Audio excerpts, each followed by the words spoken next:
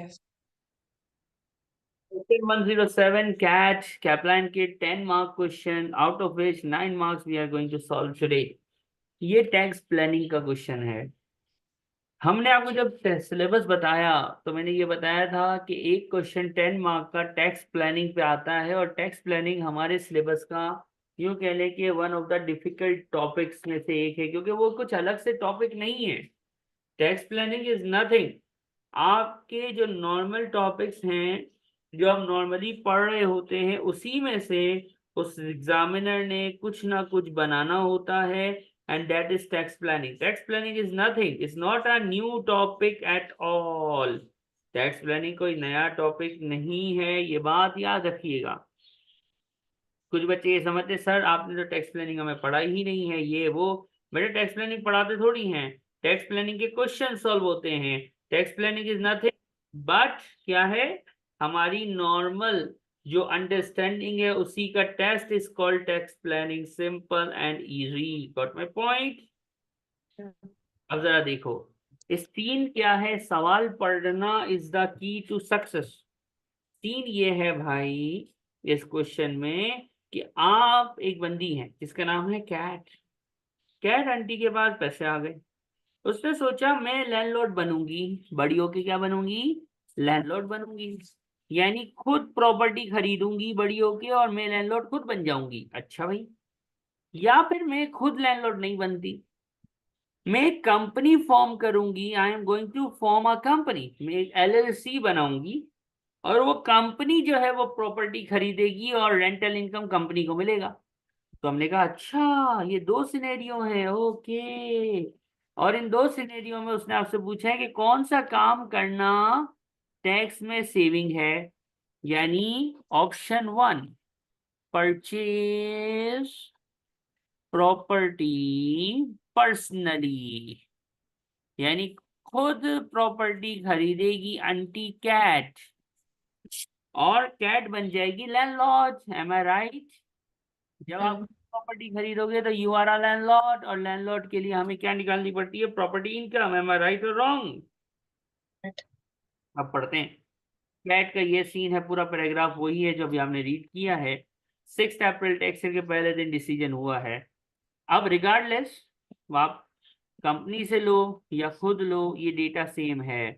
तो भाई देख लो, प्रॉपर्टी प्रॉपर्टी पूरा साल रेंट आउट होगी, विच मीन्स एनुअल रेंट बोला नहीं है अक्रूवल बेसिस, तो इट्स रिसिप्ट बेसिस।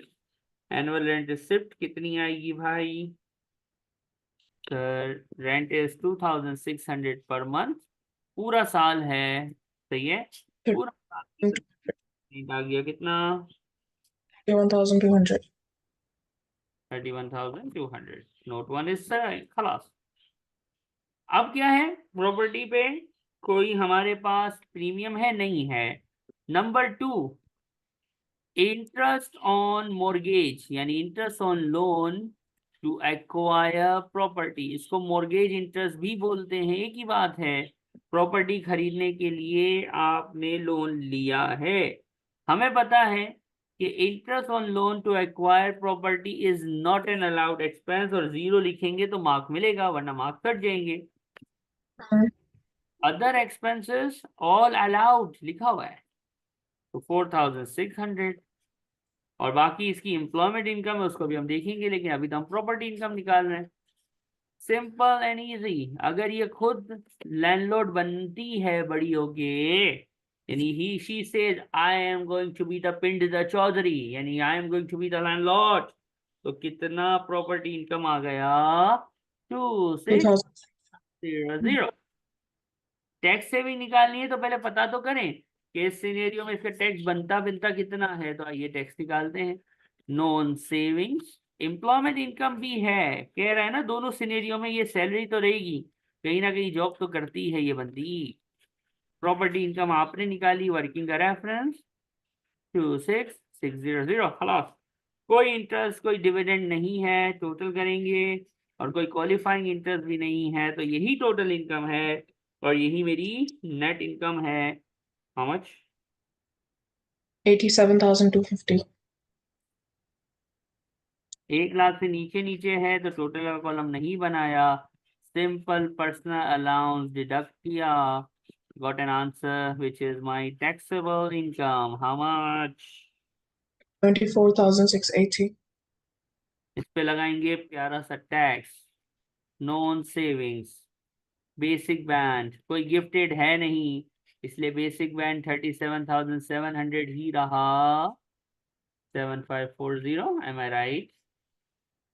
Right. कितना बचा?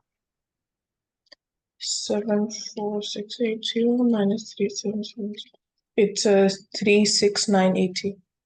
हायर बैंड में 80,000 प्लस की लिमिट अवेलेबल है, तो जो बचा वो सब हायर बैंड में फॉल किया।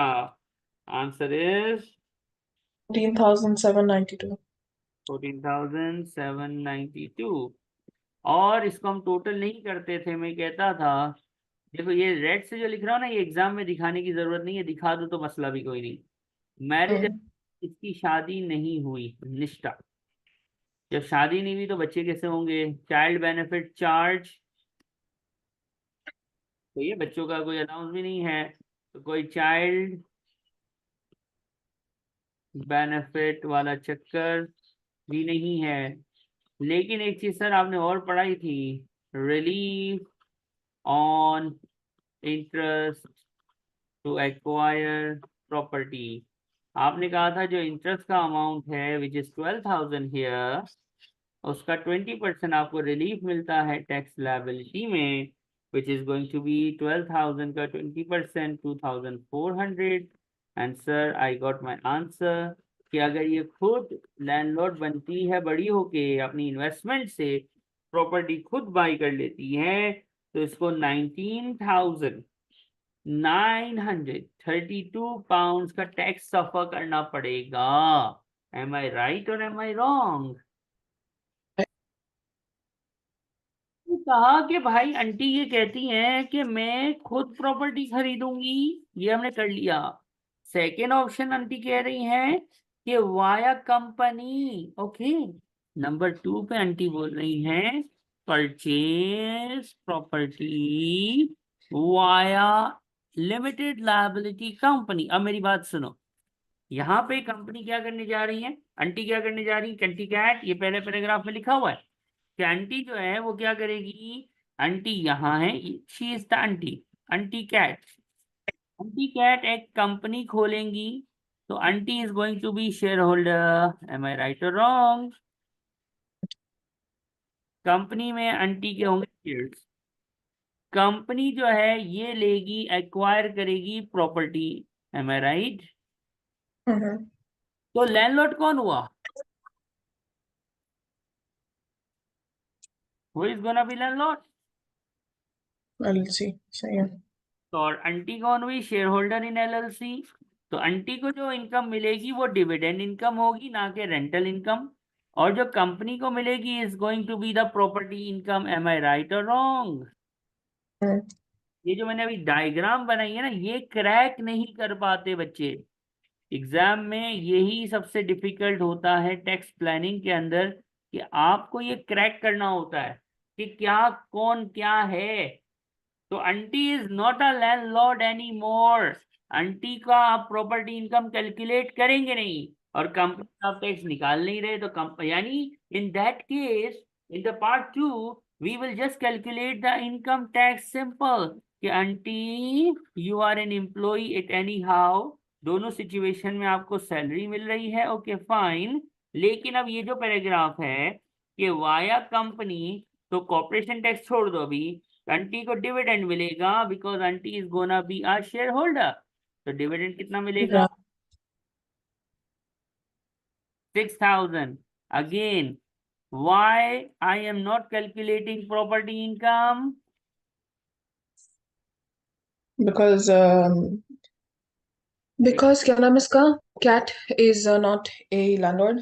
She That is is a not shareholder. landlord, company is landlord and we are not computing the tax for the company। हम कंपनी के लिए तो कर ही नहीं रहे, हम तो आंटी कैट के लिए सेविंग वेविंग टैक्स मैक्स कर रहे हैं भाई। तो खल्ली वल्ली property income, don't care about property income.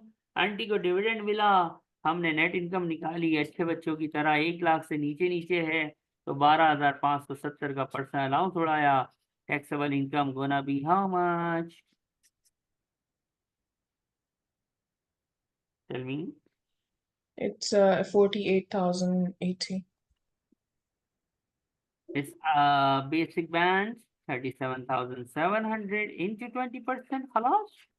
Higher band में कितना आ जाएगा? Higher than 37700. It's 10,380.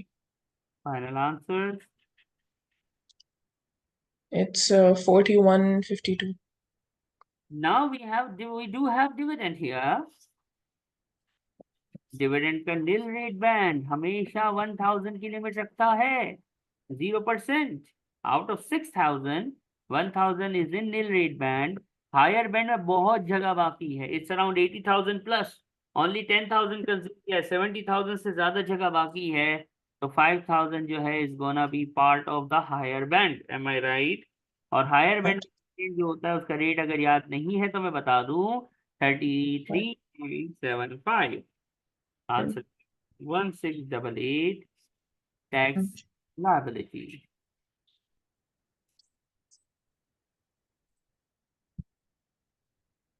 Am I right or wrong? Yes. ये तो आसान था सर, बस क्रैक कर लेते तो आसान है, क्रैक नहीं करेंगे तो it's a dam difficult thing. अब देखो, एक सिनेरियो ये है कि परचेज, ये कंक्लूजन है, कंक्लूजन लिखने के मार्क्स हैं क्योंकि उससे पूछा है। परचेज पर्सनली तो कितना टैक्स सफर करना पड़ रहा है? 19,932, राइट और रॉन्ग? Right. और अगर परचेज वाया एलएलसी करो तो क्या है भाई? 13,380, एम आई राइट? Right. लेकिन सर शेयर होल्डर तो यही है, कंपनी के केस में इसको एक एडिशनल कॉर्पोरेशन टैक्स भी तो देना पड़ रहा है, कितना? Corporation tax हाँ तो 277. ये भी तो यही देगी ना, because she is the only share holder, right और रॉन्ग? Right. कॉर्पोरेशन यानी कंपनी के केस में टोटल कितना टैक्स देना पड़ रहा है? कैट एंटी ये देगी, कंपनी ये देगी, टोटल कितना हुआ?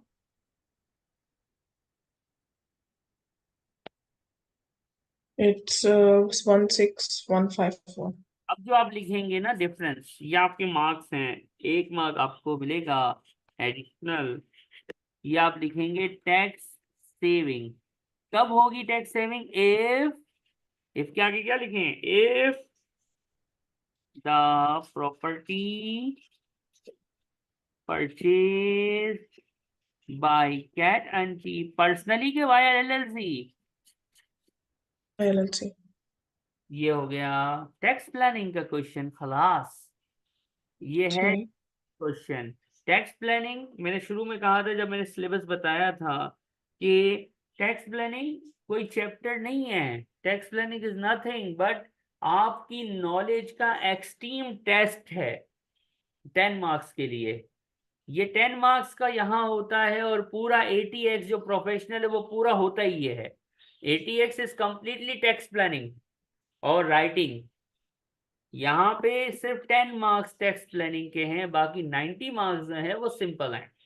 तो ये क्वेश्चन हमारा पूरा हो जाता है। इसमें कोई सवाल है तो पूछ लीजिएगा।